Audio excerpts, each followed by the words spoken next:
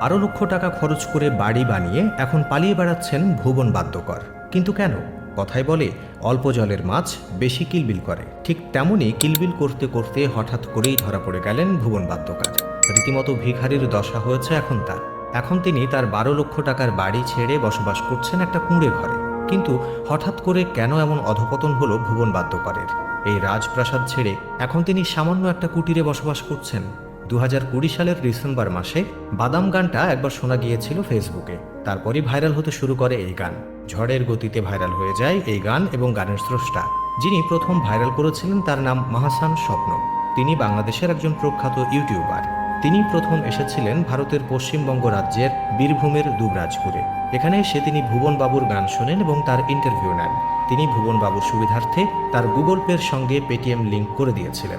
তারপর কেটে গিয়েছে অনেকগুলো দিন। প্রচুর জনপ্রিয়তা পেয়েছেন ভুবন বাদ্যকর।